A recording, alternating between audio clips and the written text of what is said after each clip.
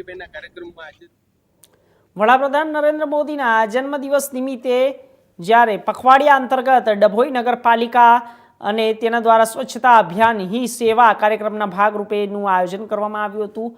ત્યારબાદ જાહેર રસ્તામાં પડેલ કચરાની સાફ સફાઈ કરવામાં આવી હતી અને ડભોઈની પટેલવાડી ચોક ખાતે રાખવામાં આવેલ યોગ કાર્યક્રમમાં મોટી સંખ્યામાં લોકો, નગરજનો, શાળાના બાળકો ઉપરાંત પાલિકાના કર્મચારીઓ જોડાયા હતા।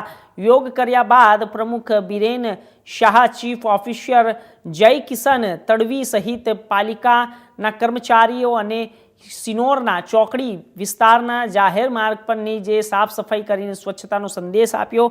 અને ઉલ્લેખનીય છે કે વડાપ્રધાનના જન્મદિવસના મહાત્મા ગાંધીજીના જન્મદિવસ સુધી આવા પખવાડિયાનું આયોજન કરવામાં આવ્યું હતું। અને આ 15 દિવસના અભિયાન દરમિયાન દેશભરમાં સામાજિક, સાંસ્કૃતિક અને જનકલ્યાણને લગતા વિવિધ કાર્યક્રમો યોજાશે। અંતર્ગત ડભોઈ નગરપાલિકા દ્વારા વિવિધ કાર્યક્રમો યોજાયા હતા અને યોજાયેલા યોગ તથા સફાઈ અભિયાનમાં મોટી સંખ્યામાં નગરજનો સાથે પાલિકા કર્મચારીઓ ઉત્સાહભેર જોડાયા હતા।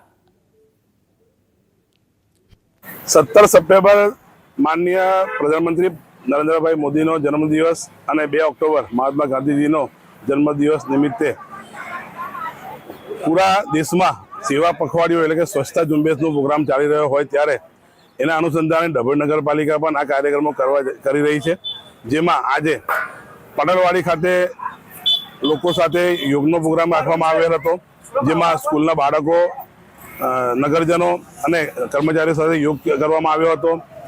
ત્યારબાદ જાહેર જગ્યા પર સ્વચ્છતાનો પ્રોગ્રામ રાખવામાં આવ્યો હતો, જેમાં કર્મચારીઓ, જાહેર લોકો અને ચીફ ઓફિસર સાથે સફાઈ ઝુંબેશની પ્રોગ્રામ કર્યો હતો, જેમાં કચરોને લઈને બધું સાફ કરીને સ્વચ્છ ભારતનું મિશન અમે આગળ ધપાવ્યું હતું। ડભોઈ નગર સ્વચ્છની આગળ વધે એ પ્રમાણેની કટિબદ્ધતા બી અમે બતાવી હતી। ભાવનગરના માઢિયાર રોડ પાસે બંધ ટ્રક